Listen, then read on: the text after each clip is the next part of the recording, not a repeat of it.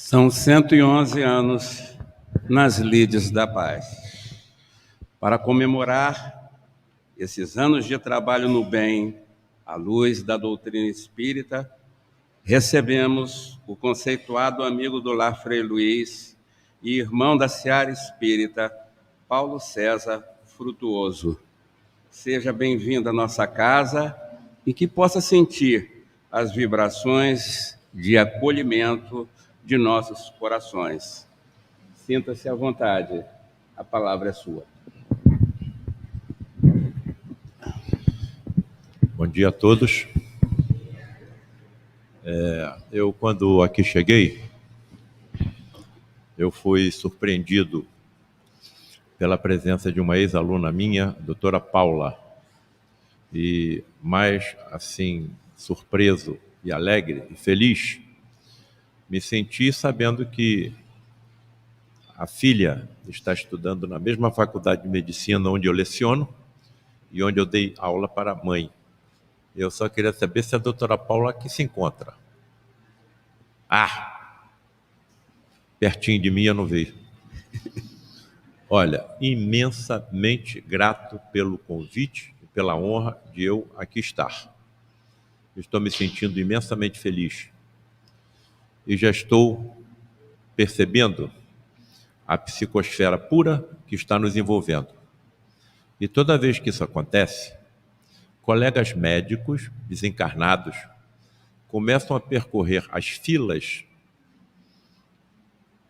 onde estamos, cuidando de enfermidades que nem desconfiamos que temos e que podem se manifestar no futuro. Então, bem-aventurados somos de estarmos aqui comemorando 111 anos dessa casa.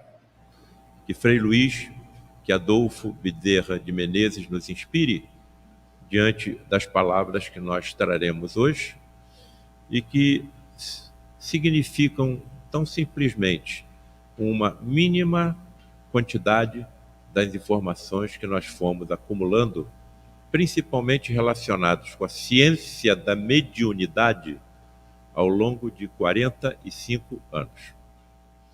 Eu posso ficar ali da frente para fazer.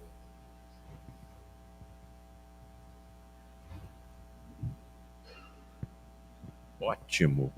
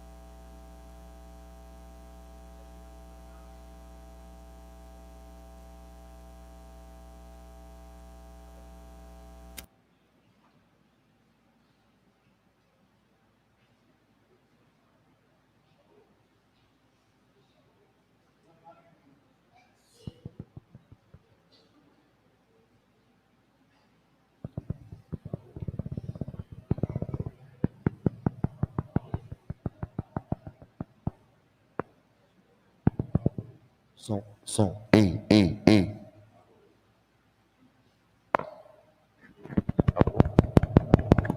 Alô?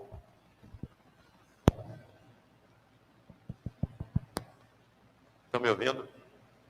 Estão me ouvindo bem? Se pudesse apagar a luz, eu acho que ficaria mais visível a imagem.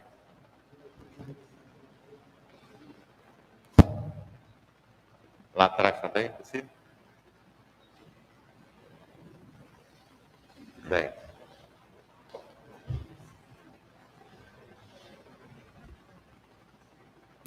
Olha. Bom, aí está o líder do grupo ao qual eu pertenço, Frei Luiz, um frade franciscano alemão que veio para...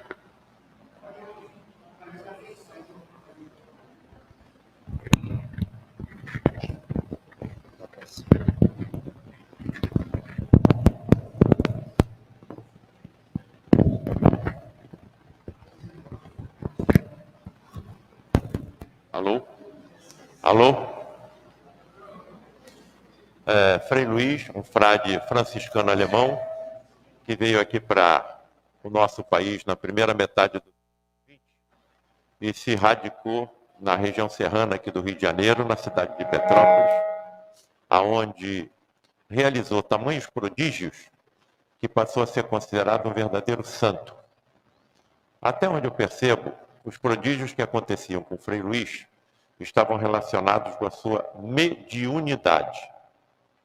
Frei Luís era um poderoso e um ostensivo médium.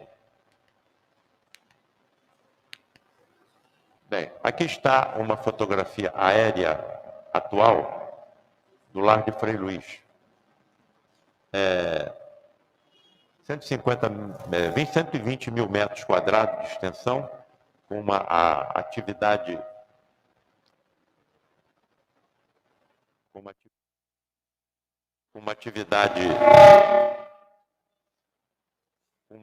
social intensa, um educandário com mais de 500 crianças, um asilo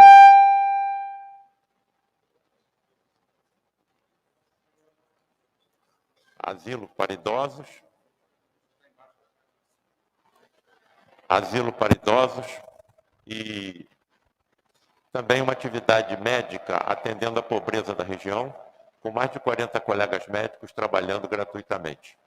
Então, é realmente uma atividade social intensa. Som, e.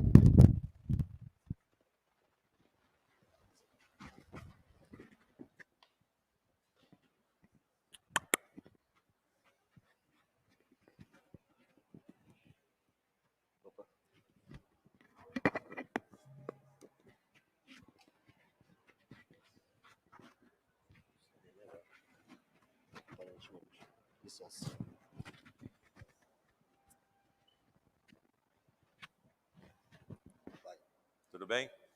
Melhorou? Bem, 4.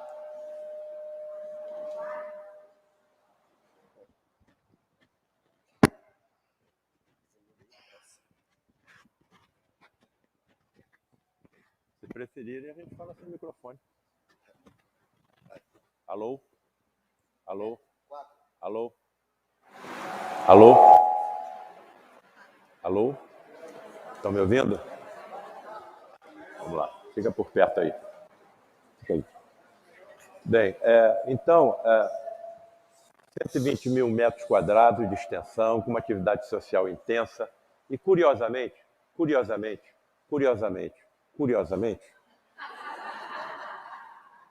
o maior centro espírita do Rio de Janeiro é comandado por uma entidade católica, ainda assessorada por outras entidades católicas, Frei Leonardo e Padre Isabel, de onde deduz-se facilmente que nós é que nos dividimos em católicos, em espíritas, em protestantes, em hinduístas, em judeus, em ateus, porque por tal Deus que eu não entendo, como é que eu vou entender um ser que cria múltiplos universos que interpenetram pelos outros? Dá para entender que ser é esse? Mas tenho certeza que existe, porque o multiverso não pode ser obra do acaso, nem a vida pode ser obra do acaso. Então, é nele que eu deposito a minha confiança. E é no Cristo planetário Jesus que eu também deposito a minha confiança. Um espírito criado simples e ignorante como eu, como todos nós, e que atingiu tamanha evolução, ciência e tecnologia, principalmente sabedoria e amor, que ele foi conduzido o governo de um planeta inteiro, desde que esse planeta era tão simplesmente uma poeira cósmica desprendida do Sol. E com 22 bilhões de espíritos encarnados e desencarnados. Essa é a nossa família. Claro que eu tenho preocupação com o que está acontecendo com a Terra. As florestas estão sendo dizimadas, só restam talvez 12% da Mata Atlântida. A mesma coisa está acontecendo com a Amazônia. O aquecimento global está aumentando, as geleiras estão desaparecendo, as espécies estão sendo extintas. Claro que eu me preocupo quando eu abro os jornais todo dia, mas eu deposito a minha confiança no Cristo planetário Jesus, um espírito que nos comanda há 4 bilhões e 500 milhões de anos. E ele vai deixar que o planeta desapareça em algumas décadas?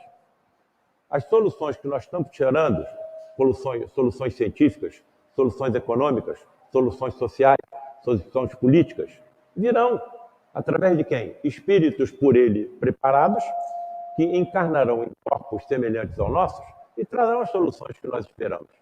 Então, eu acho que, claro, que eu vou depositar minha confiança total em Jesus.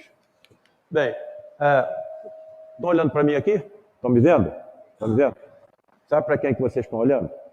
Não. Um Tomé moderno. Ô Tomé, vem cá. Vem cá. Bota a mão aqui nas perfurações dos cravos que me pregaram na cruz. Tomé, coloca a mão aqui no meu tórax. Olha a perfuração da lança de Longinos. Aí Tomé acreditou. Bem-aventurados os que não viram e creram. Vocês estão olhando para um mal-aventurado. Tá? Então, o que me levou, sendo um cirurgião, a certeza inabalável que a medicina mediúnica do futuro será predominantemente mediúnica. A medicina do futuro será predominantemente mediúnica. Parece que está funcionando. Bem, estão me ouvindo?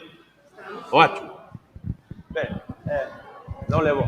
Estão me ouvindo? Toda vez que eu venho falar, eu trago meu neto de 4 anos que me assessora nessa tecnologia. E hoje ele não pôde vir, estava com muito sono. Bom, o que me levou a estar onde eu estou?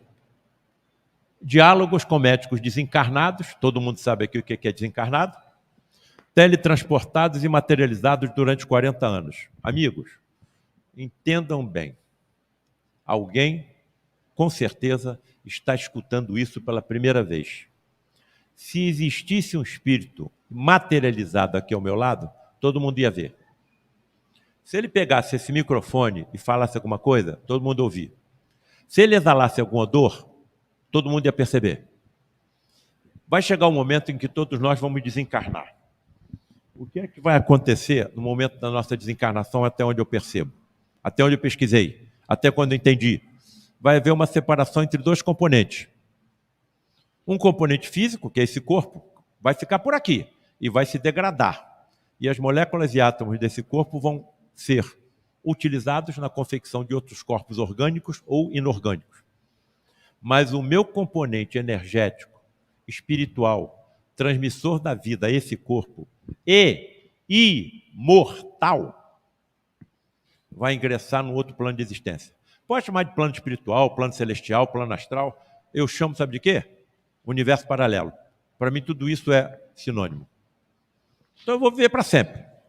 Não tem saída. Eu estou condenado, e todos estão, à perfeição. Não adianta fugir. Todos nós seremos perfeitos. Professora Paula, não abusando da sua bondade e da sua paciência, que são infinitas, Vossa Senhoria poderia me informar como estará o seu conhecimento científico e tecnológico daqui a 100 mil anos?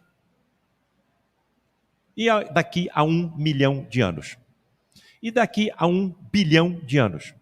E daqui a 1 trilhão de anos? É isso que vai acontecer conosco, nós vamos viver para sempre. Sabe o que vai acontecer com ela?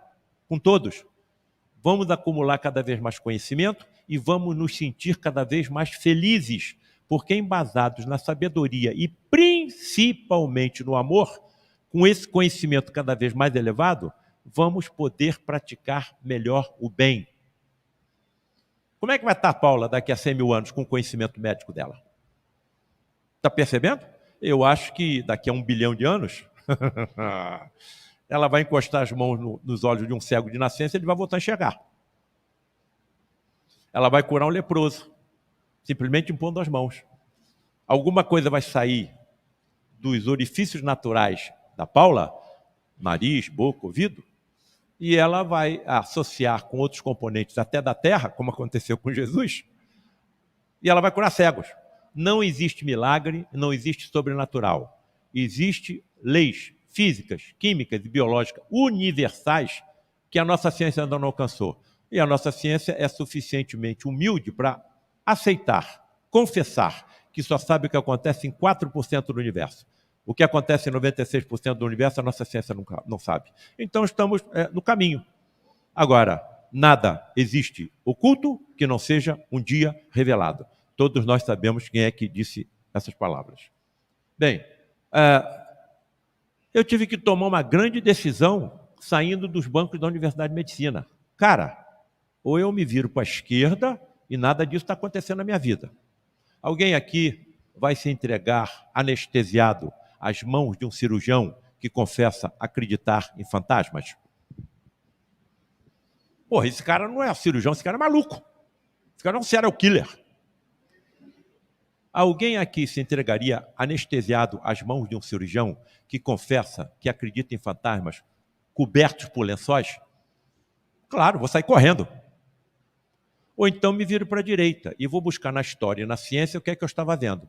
Quando me virei para o lado direito, estarrecido, encontrei grandes nomes da história e da ciência que tinham visto os mesmos fenômenos que eu estava vendo, presenciando, estudando, pesquisando, e concluíram que tudo acontecia, inclusive prêmios Nobel. Só vou citar 3. Se eu tivesse uma tela que pegasse aqui a parede inteira, ia cobri-la com nomes, com vultos da ciência que pesquisaram, testemunharam, estudaram os mesmos fenômenos que eu estava vendo. Aí nunca mais parei. E isso já tem aí 45 anos. Tá? Bom, William Crookes, um dos maiores físicos da história, descobridor dos raios catódicos, do elemento radiante da matéria, do elemento talhe, vai por aí afora. Charles Richet, Prêmio Nobel de Medicina e Fisiologia de 1913. Alex Carrel, Prêmio Nobel de Medicina de 1912. Charles Richet ganhou o Prêmio Nobel porque descobriu a resposta anafilática humana. Graças ao trabalho desse homem, milhares de vidas estão sendo salvas nesse momento. Alex Carrel, Prêmio Nobel de Medicina de 1912, porque descobriu as substâncias anticoagulantes. Graças ao trabalho desse homem, é possível haver transfusão sanguínea, transplante de órgãos e muitas outras atitudes, ferramentas que estão salvando, nesse momento, milhares de vidas. Então, nunca mais parei. Sabe o que eu vou fazer agora? Se quiser tomar um calmante, pode tomar. Se quiser sair correndo, pode sair. Vou levar vocês para dentro do santuário de materializações do Frei Luiz, onde tudo aconteceu. Ao longo de 60 anos. Atenção, atenção. O que aconteceu no Lar de Frei Luiz não aconteceu em nenhum local da Terra ao longo da história da humanidade. 60 anos, materializações de espíritos. Acontece isso às custas de quê? De médiuns extremamente raros em toda a história da humanidade.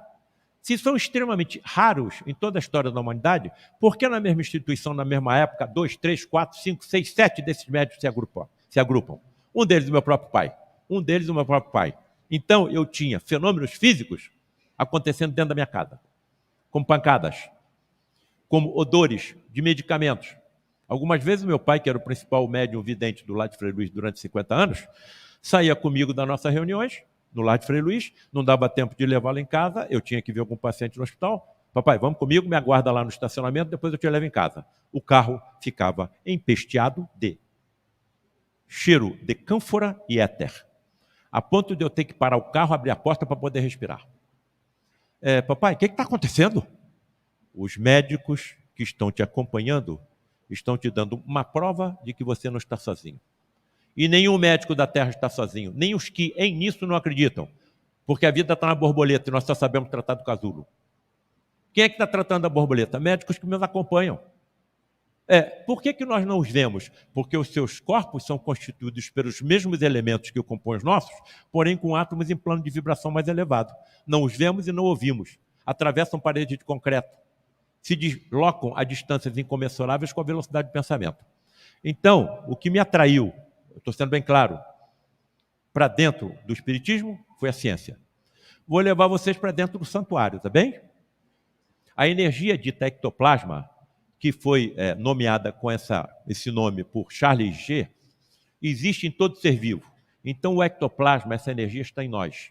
Estão nos animais, estão nos vegetais. Daí a importância do santuário de Lar do Frei Luiz estar incrustado no meio de uma floresta. Quando nós subíamos para a reunião, vou levar vocês comigo, hein? Olha lá, estou subindo, tá bem? Estou subindo. Quando nós subíamos, eu e meu pai, ele ia vendo com a evidência dele biólogos, botânicos, técnicos removendo energias das folhas, dos troncos, das raízes, das flores, dos pássaros, dos esquilos e carreando para dentro do santuário. 70% dessa energia, para que o fenômeno aconteça, provém do médio de efeitos físicos, indivíduos que desmaiam.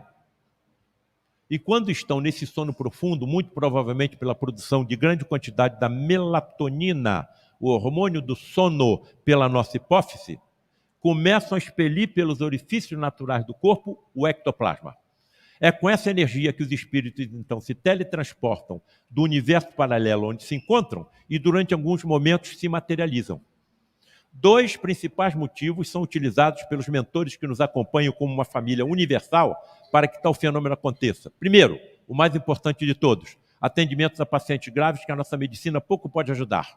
Como o acaso não existe, principalmente cancerosos, que é a área que eu atuo. Eu sou um cirurgião oncológico. Quase 50 anos operando câncer, hein?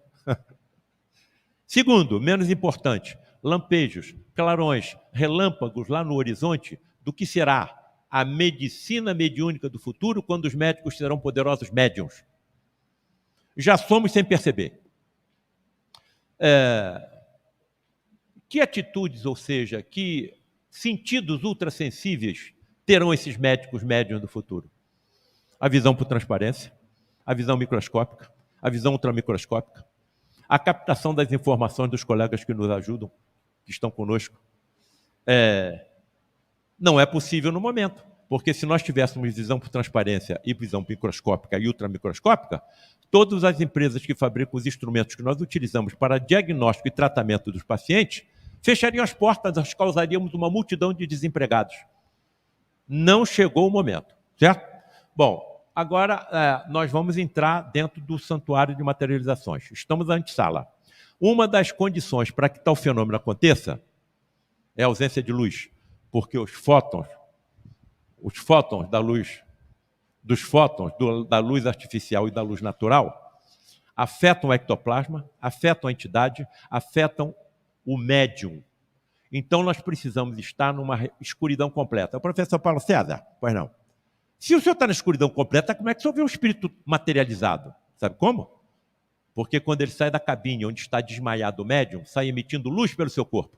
Se todos nós estivéssemos numa reunião dessa, nós veríamos isso acontecer. Emitem luz como pirilampo, como vagalume, como peixes abissais, como bactérias oceânicas. Então não existe milagre, não existe sobrenatural. Existe o que ainda não é comum. Mas isso vai acontecer, é só questão de tempo. Outra condição, eu não posso comer carne de mamíferos e de aves nas 72 horas que antecedem a reunião, porque quando o animal é abatido, a sua carne fica impregnada de fluidos barônicos pesados que contaminam o meu ectoplasma. Chego numa reunião dessa, onde serão atendidos pacientes, vou contaminar o ectoplasma que sai do médium e da natureza. Estaria causando o que o presidente do Lar de Frei Luís, quando lá cheguei, o maior homem que eu conheci na vida, Luiz da Rocha Lima, classificava como crime de lesa espírito. Uma carne permitida. Qual? A de peixe. Mas o peixe também não sofre quando é abatido? Sim, mas o cardume tem um perispírito coletivo. E quando você tira uma unidade desse conjunto, o sofrimento é muito menor do que acontece com o boi, com a vaca, com o porco, com a ave. Outra informação preciosa. Eu não sei o que é religião e o que é ciência. Para mim, são duas faces da mesma moeda. Outra informação preciosa trazida pelos meus colegas do outro lado da vida, teletransportados e materializados. Paulo César, a carne do peixe é impregnada de compostos fosforados. Os primeiros fenômenos...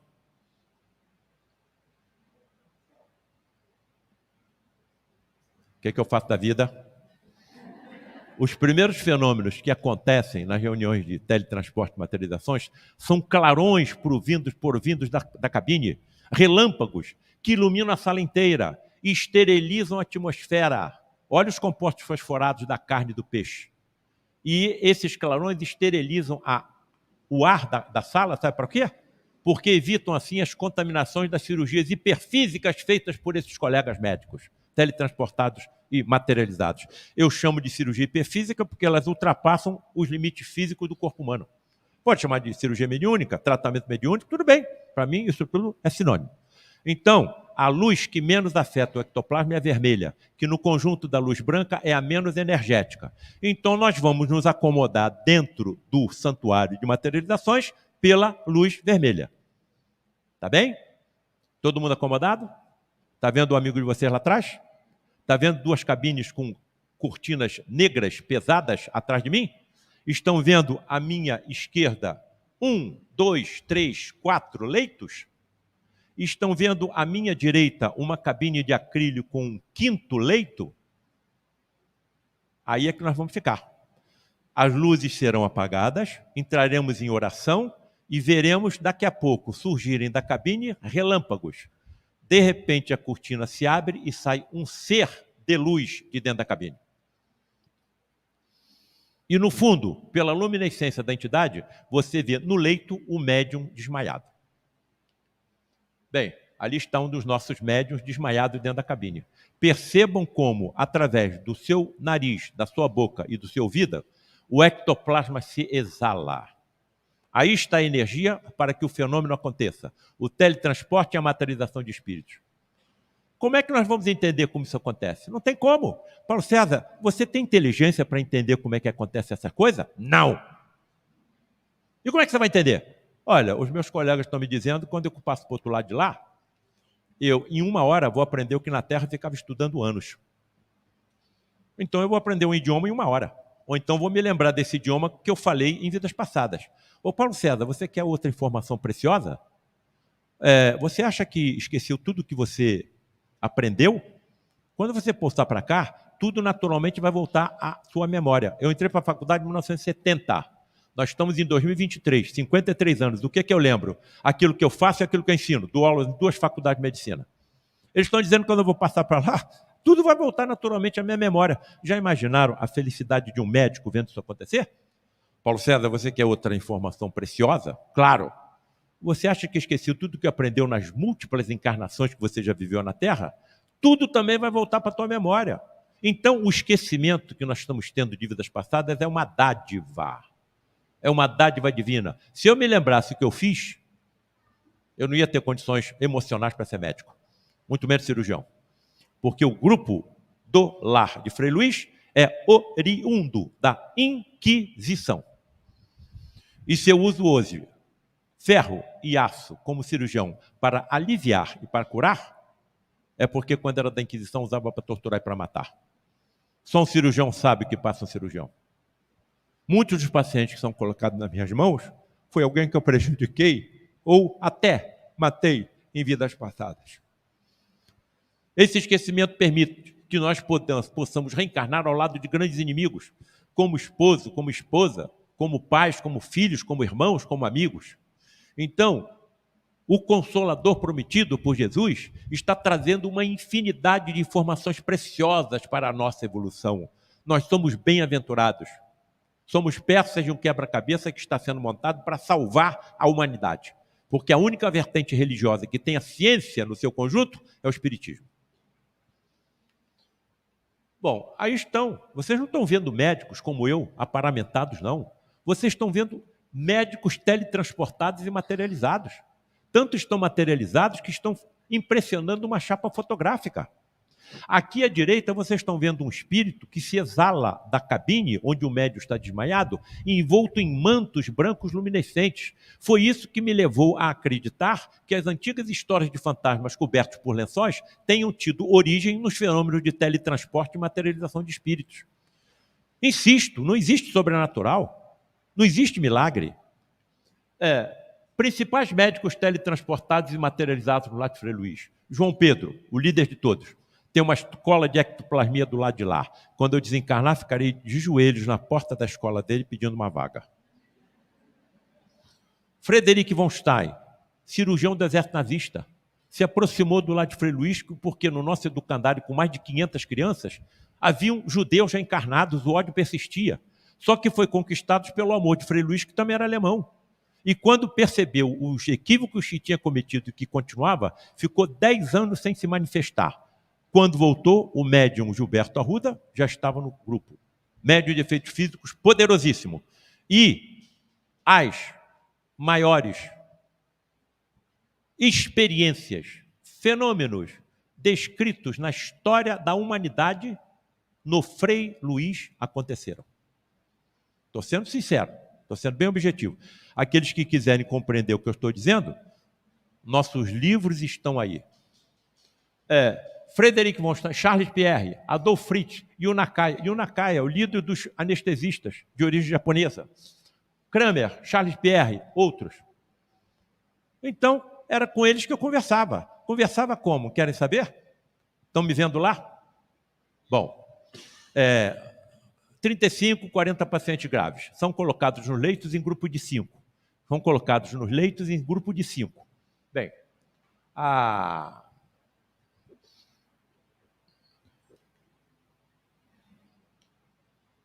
vendo, amigo de vocês aqui, não tá? Estamos na escuridão. Vai sair um médico teletransportado, materializado, luminescente. Vai cuidar de um leito, vai cuidar de 2, vai cuidar de 3, vai cuidar de 4 e vai entrar nessa cabine. E vai cuidar do 5º. Nessa cabeceira desse leito, durante 40 anos eu fiquei. E quando a entidade chegava aqui, começava a conversar comigo. E ainda me convocava para segui-lo enquanto ele cuidava dos outros leitos. Se coloca na minha situação. Como é que eu vou voltar, vendo isso acontecer durante 40 anos? Olha, eu acho que eu devo me colocar na mesma condição dos discípulos de Jesus, que não entendiam nada do que ele fazia, mas se não fosse pelo seu testemunho, nós nem saberíamos que Jesus existiu. Sabe o que eu estou fazendo? Colocando meus testemunhos em livros, dirigidos principalmente à classe a qual pertenço, a que a Paula pertence, e que é muito difícil fazer com que eles acreditem em alguma coisa além da matéria tangível. Você sabe disso. A todos os interessados, aos meus colegas médicos, e sabe para quem? Também a juventude, espíritos mais inteligentes do que eu, com desenvolvimento da inteligência mais rápido pela internet, pelo videogame e todas as ferramentas da tecnologia que nós conhecemos. Peguem o meu testemunho e levem à frente. Isso não tem como mais ter recuo, vai sempre caminhar para frente. Tamanha foi a quantidade de informações que eu já estou com 9 livros escritos e já estou trabalhando, talvez eu peça a opinião de vocês, num 10º. De onde que eu tirei tanta informação? De 40 anos vendo isso acontecer. Estão entendendo? Se coloca na minha situação. Um dia desse me perguntaram, Paulo César, quantos médicos existem na Terra? Milhares, milhões. Quantos médicos já passaram pela Terra? Milhões. Quantos médicos viram o que você viu? Alguns. Mas eu vi. Sabe como acontece? Não. Mas o Darwin chegou às conclusões de que as espécies evoluem pela observação. O Mendel chegou às bases da genética pela observação. Então, nós estamos na fase do empirismo. Nós vemos o que acontece, não sabemos como acontece. E tais fenômenos não podem ainda serem repetidos em laboratório. Mas é só questão de tempo. Bom, nós estamos, me parece, vislumbrando um 4º estágio da medicina. Quem é que fazia medicina no primeiro estágio?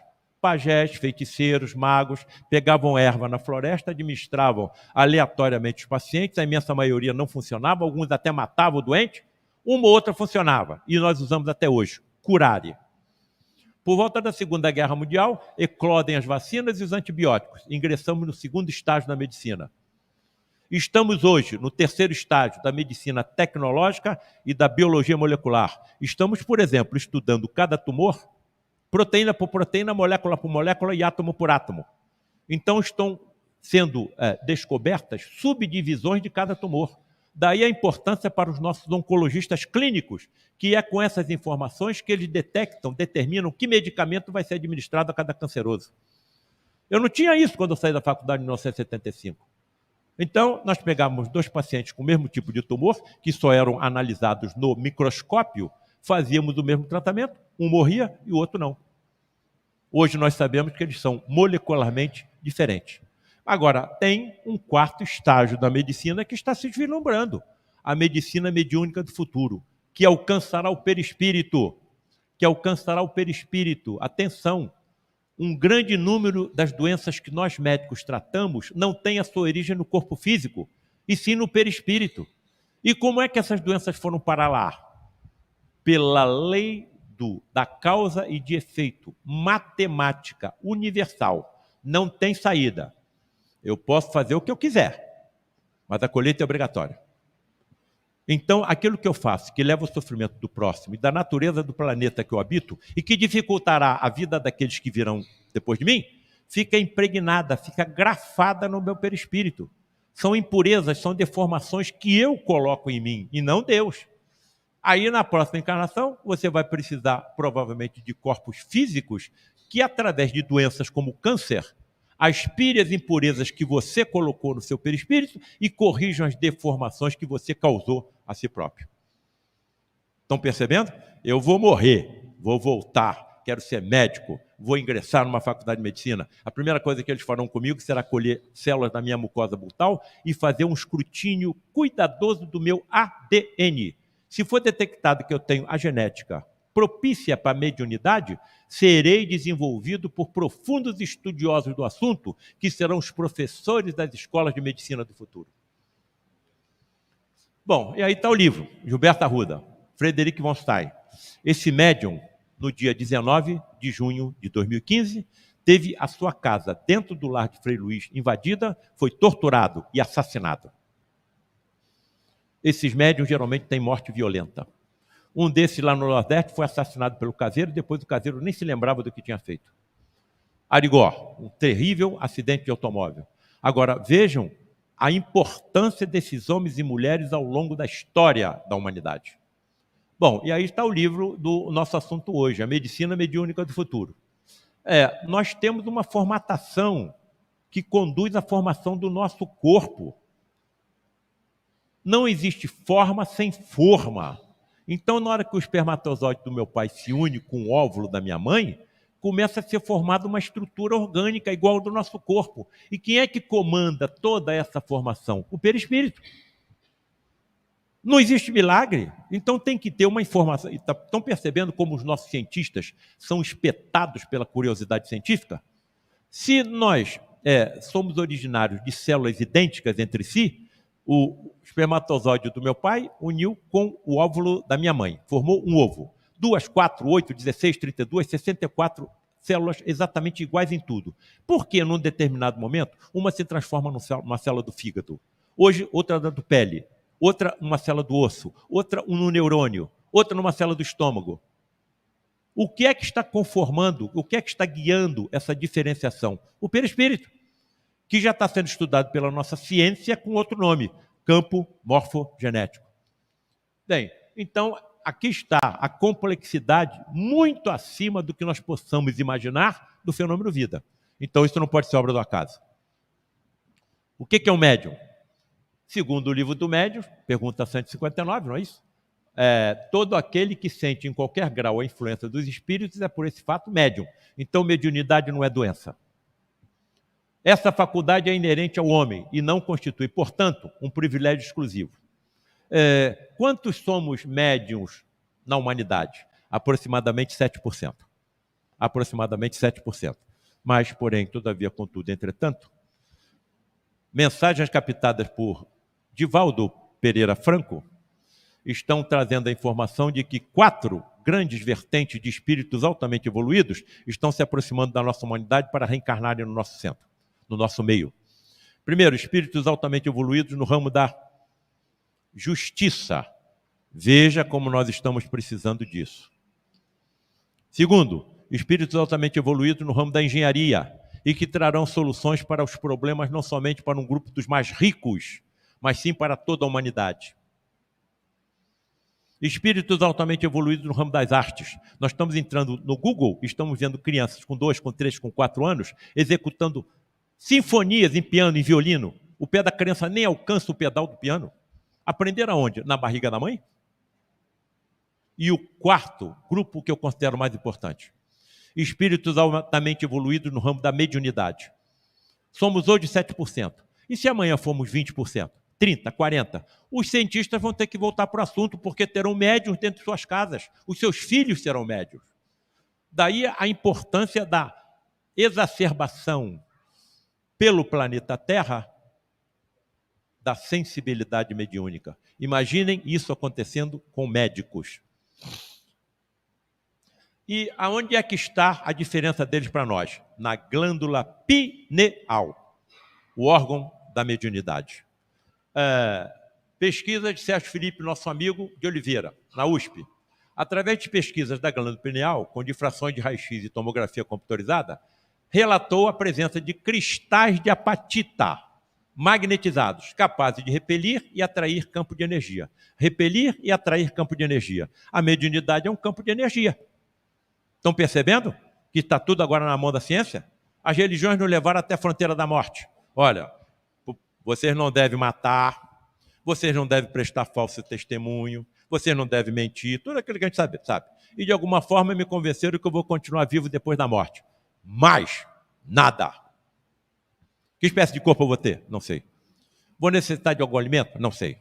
Onde é que eu vou morar? Não sei. Vou poder estudar, trabalhar? Não sei. Criança continua crescendo? Não sei. Idoso rejuvenesce? Não sei. Cego volta a enxergar? Não sei. Paralítico volta a andar? Não sei nada. Então agora está na mão da ciência. Mas a ciência também tem que ter humildade. A maior parte dos pacientes que eu trato são cancerosos. O canceroso para a ciência é um azarado. Teve o azar de que uma, em seus trilhões de células, sofresse um conjunto de mutações que levasse à formação de um câncer. Então eu estou numa encruzilhada. A encruzilhada está formada pelas religiões e pelas ciências. Então qual é a solução? Que as duas se entendam. Que a ciência comprove que as religiões pregam é verdade. Aí acabou, está salvar a humanidade. Principalmente a ciência comprovando a imortalidade e a reencarnação. Então eu posso ser palestino hoje e judeu amanhã. Eu posso ser judeu hoje, palestino amanhã. Eu posso ser ucraniano hoje e russo amanhã. Eu posso ser russo hoje, ucraniano amanhã. Eu posso ser negro, eu posso ser amarelo, eu posso ser branco, eu posso ser homem, eu posso ser mulher, porque você vai precisar das duas experiências para continuar evoluindo. Então você vai se indispor contra quem? Por quê? Eu posso voltar em qualquer regime de governo, em qualquer religião. Então por que eu vou me indispor simplesmente porque pensam diferente de mim? Quanto maior o número desses cristais, maior a capacidade de uma pessoa captar energia. Muito bem, se o médium tem mais cristal de apatita na epífise do que aquele que não é médium, o que está comandando isso? A genética. E está tudo isso programado. Na hora que o espermatozoide se uniu com o óvulo da minha mãe, um grupo de geneticistas se aproximou e começou já a determinar quem eu vou ser, que espécie de corpo eu vou ter. Ô Paulo César, quer dizer que quando meu pai e minha mãe estavam tendo relação sexual, o quarto estava cheio de geneticista? Não. A partir da ejaculação, podem se demorar horas ou dias até que o óvulo seja alcançado pelo primeiro espermatozoide. E esse primeiro espermatozoide não vai chegar lá por acaso não, hein? Cada ejaculação, 300 milhões de espermatozoides são lançados na vagina feminina. Eles escolhem qual é o adequado para aquela encarnação. Imaginem a decepção desses cientistas espirituais quando é praticado um aborto criminoso. Bem, aí estão os cristais da pineal, sendo já visíveis. Vejam como a ciência está se aproximando. Então, um médico médium com um número considerável de cristais de apatita em sua glândula pineal poderá captar e utilizar de forma inteligente suas energias físicas e extrafísicas. Extrafísicas eu posso chamar de energias ectoplasmáticas. Sim, poderá. Paulo César, qual é a energia presente num corpo, por exemplo, de 81 quilos? Segure-se na cadeira para não cair, porque essa energia está dentro de vocês, hein? Tá? 7 octilhões de átomos em cada corpo que aqui está. 7 vezes 10 elevado a 27. Sabe qual é a energia que está no corpo de vocês? Posso falar? Não vão desmaiar, não? A energia em cada um de vocês pode ser comparada à usina de Itaipu, funcionando em 100% da sua capacidade por 6.324 dias. Sabe quem é que está dizendo isso? Os físicos. Não são as religiões. Isso me parece que é o que Jesus quis dizer. Vós sois deuses. Cara, se eu soubesse como controlar também a quantidade de energia de forma, assim, digamos, controlada, inteligente, eu ia acalmar o mar e o vento, pelo menos em volta de onde eu estivesse. Agora, isso é uma brincadeira diante da energia por ele manipulada para constituir um planeta inteiro, evidentemente com as legiões de espíritos sob seu controle. Estão percebendo o que é que nos aguarda? E isso aconteceu há 4 bilhões e 500 milhões de anos, hein? Por que os médicos de hoje não conseguem realizar as curas mediúnicas? Não temos ainda inteligência, nem constituição genética adequada. Tá certo? Agora, estamos a caminho. Vejam a necessidade da formação genética adequada. Essa é uma médium russa que, com a sua força mental, conseguia movimentar pedacinhos de papel e fósforos. E vocês vão entrar na internet e vão ver um filmete de 7 segundos. Mas, porém, todavia, contudo, entretanto, esse filmete de 7 segundos levou 7 horas para ser feito, porque a cada meia hora de concentração, essa médium perdia 1,5 kg de massa física. Tinha que parar, hidratar, descansar, alimentar, para depois continuar. Então, não temos ainda a constituição genética adequada para que possamos manipular de forma inteligente a quantidade de energia física e extrafísica existente dentro de nós. Mas estamos a caminho. Por exemplo, vejam o trabalho. Estão percebendo que eu não sei qual é a diferença entre genética e religião? Entre ciência e religião? Eu não sei. Vejam o trabalho dessa cientista, Catherine Pollard. Sabe o que ela decidiu fazer? Estudar a genética da inteligência através de uma região do ADN chamado HAR1. Olha o que ela encontrou. Essa região genômica é composta por 118 bases. Atenção, me permitam ser bem assim decidido. Não é muito fácil de compreender. Mas a nossa molécula de ADN tem 3 bilhões de bases. Relacionado com a inteligência, somente 118. O que ela percebeu? Que nos últimos 300 milhões de anos, HAR1 nas espécies ficou paralisada. E nos últimos 6 milhões de anos, vem sofrendo um número cada vez mais acelerado de mutações que está elevando a nossa inteligência. Pergunta, olha os cientistas como sofrem. O que manteve HAR1 paralisada durante 300 milhões de anos? O que é que está fazendo HAR1 evoluir nos últimos 6 milhões de anos? O acaso? Claro que nós estamos sob um controle, um comando de um Cristo planetário. Bem, então essa medicina mediúnica do futuro será energia pura e mentalmente direcionada. Quem é que fez isso? Jesus. Foi ele que atuou assim. Quem me tocou? Senhor. Nós estamos no meio de uma multidão, como vamos saber quem ele tocou? Mas eu senti de mim se sair uma virtude. Entendamos virtude como energia. Se não foi ele que curou diretamente a hemorroísa, quem é que curou? Médicos que o acompanhavam. Evidentemente se utilizaram da energia dele, evidentemente ectoplasmática, e também da psicosfera da fé da paciente. O servo do centurião estava localizado a quilômetros de distância. O centurião só soube que ele ficou curado no dia seguinte. Se Jesus não foi lá, quem é que foi e curou? Médicos que o acompanhavam, assim como nos acompanham. Agora, ele sabia como utilizar essas energias todas, não tem nem dúvida. Qual é o médico que vai acreditar numa história dessa? Você vai cuspir na terra, vai fazer uma lama, vai aplicar na vista do cego, ele vai voltar a enxergar? Estão percebendo o que afasta as classes eruditas dos templos? Falta de respostas lógicas e racionais. Atenção para a imagem que lhes será mostrada nesse momento. Guarda bem essa data. Dia 10 de setembro de 2023. Tá bem? Um médium, Gilberto Arruda, com um médico nele encarnado, entendo a encarnação mediúnica como superior à incorporação. Quando a entidade está encarnada no médium, o médium nada percebe e depois nada se lembra. Inclusive fala línguas desconhecidas do médium pelo fenômeno da xenoglossia. Inclusive línguas mortas, como o latim e o aramaico antigo. Percebam que, pela boca do médium, alguma coisa branca está se extravasando do seu nariz e da sua boca. Ectoplasma. Se isso tivesse acontecido há 2000 anos, o que é que eu pensaria? Jesus cuspiu na terra. Saiu saliva da boca de Jesus. Claro que não foi. Só na minha boca eu tenho 700 tipos diferentes de micro-organismos. Eu vou aplicar na vista de um cego, ele vai voltar a enxergar? Agora, e se eu tivesse conhecimento científico e vou ter um dia, que me permitisse teletransportar células do perispírito do cego para o seu olho. Para cada célula do meu corpo físico, os nossos amigos estão dizendo que tem uma célula no perispírito. E se eu tivesse conhecimento científico que me ajudasse a teletransportar células do perispírito do olho do cego para o seu olho físico, eu ia curá-lo. Energia não vai faltar. O que vai faltar? Conhecimento científico. Então vou ter que estudar muito, mas vou estudar. Jesus não podia ter feito o que fez sem saber. Ele não podia ter curado um leproso sem conhecer a existência do bacilo de Hansen. Ele não podia curar um cego sem conhecer toda a estrutura do globo ocular. Nem podia fazer um paralítico andar sem conhecer toda a estrutura óssea, nervosa e muscular do corpo humano. Se há 2000 anos ninguém sabia disso, onde foi que ele aprendeu? Mas que aprendeu, aprendeu. E eu também vou aprender. E a Paula também. Então, existem células no perispírito. Olha quem está dizendo isso. André Luiz, em Evolução em Dois Mundos.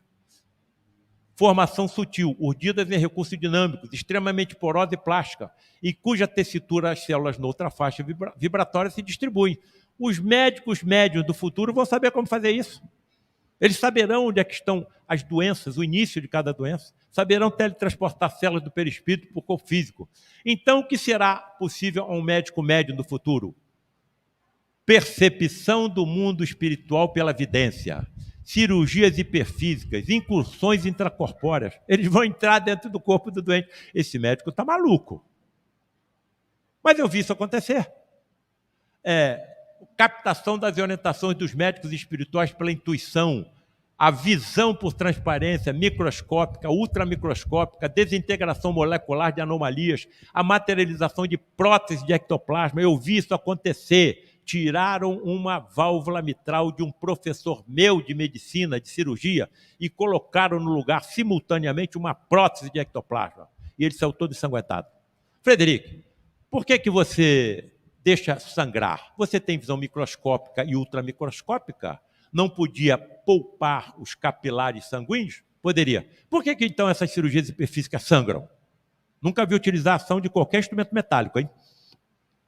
Paulo César, você quer saber por que nós deixamos sangrar? Quero.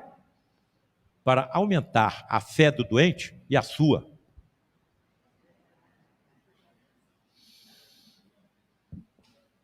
Percepção de causas kármicas da doença e muito mais. Olha uma cirurgia hiperfísica.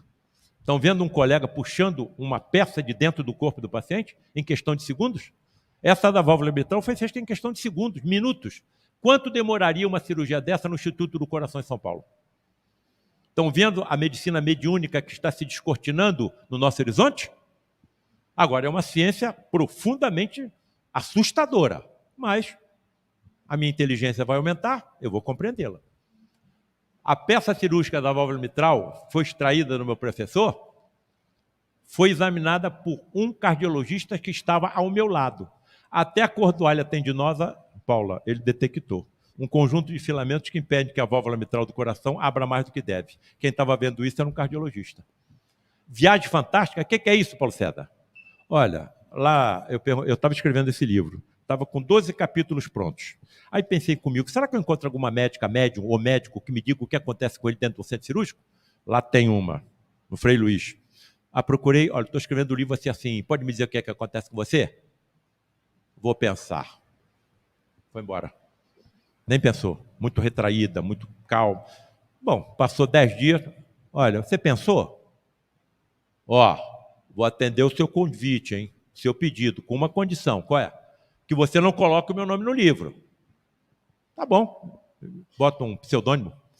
Aí eu fiz 16 perguntas, ela começou a me mandar respostas por e-mail. A resposta que ela estava mandando era tudo que eu já tinha colocado nos 12 capítulos que estavam prontos e ninguém sabia que eu estava escrevendo livro nenhum. Ela diz que entra no centro cirúrgico, ela se vê ladeada por 2 médicos que ela chama de mentores. Aí entra dentro do centro cirúrgico. Ela vê mais médicos desencarnados do que encarnados. Nenhuma equipe está sozinho. Enquanto estamos cuidando do corpo físico, eles estão cuidando do perispírito. Aí a visão dela adquire transparência, ela vê o corpo do doente por dentro. Entra dentro do corpo do paciente. E navega pela corrente sanguínea. Navega pela corrente sanguínea. Vendo a hemácia passar por cima, por baixo, pela direita e pela esquerda. Por isso ela não queria que botasse o nome dela no livro. Vou chamar ela de maluca. Aí me lembrei, os da minha geração vão lembrar, de um filme da década de 60 chamado Viagem Fantástica. Um filme de ficção. eles miniaturizam um submarino com técnicos e médicos dentro, injetam dentro da corrente sanguínea no paciente com uma lesão cerebral. Eles vão até lá e eliminam a lesão com raio laser. Pô, eu vou botar o nome desse capítulo de Viagem Fantástica. E eu escrevi um capítulo, escrevi 2. Aí ela chegou perto de mim e falou, olha, o que eu contei para você não é nem 1/1000 do que acontece comigo. Me parece, então, que é o que vai acontecer com os médicos no futuro. Mas como se daria essa captação das orientações dos médicos? Pela interação mental. Cara, médico que tem um pai médium, mas não vê nada que o pai vê. Não escuta nada que o pai escuta. Não capta as mensagens telepáticas que o pai capta. Eu ficava, assim, atordoado pela curiosidade científica. Por que com o meu pai acontece e comigo não? É um inferno. Mas eu vou chegar lá. Bem, para terminar, hein? Agora eu vou precisar de vocês, tá bem? Vou precisar de vocês, hein?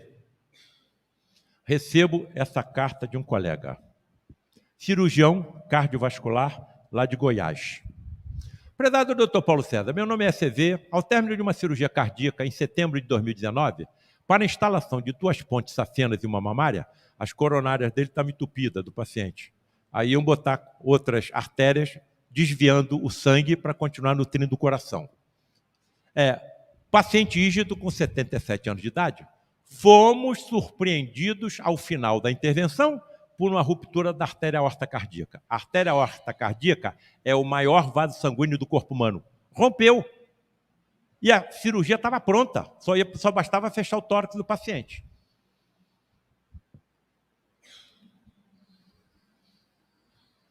A impressão que se tem é que tem uma torneira de sangue aberta.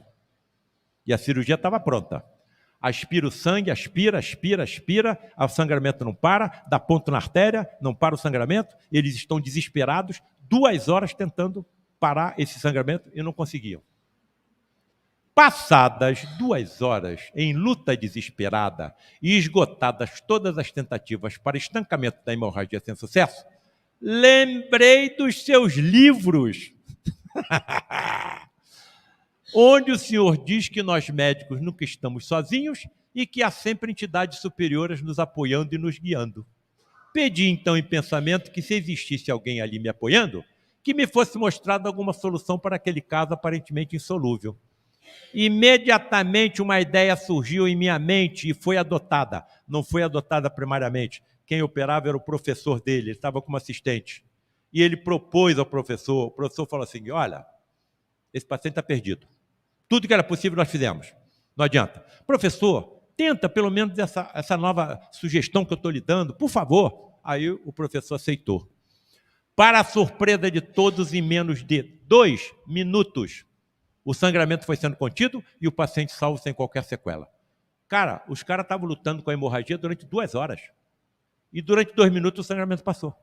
Agora eu vou perguntar para os meus amiguinhos queridos, entes queridos, imortais, eu continuo nessa estrada ou pulo fora? Se eu não tivesse escrito nada, será que esse paciente teria sido salvo? Vocês saberiam que eu existo se eu não tivesse escrito nada? Então me parece que eu sou pedra de um quebra-cabeça que está sendo montado. E todos aqui também, para salvar a humanidade. Aí está o quebra-cabeça. Nós temos certeza que somos imortais. Vamos e voltamos. Onde é que eu vou voltar? Na Ucrânia? Na Rússia? Na China? No Afeganistão? Nos países islâmicos, quando elas são consideradas seres inferiores? É lá que eu vou voltar?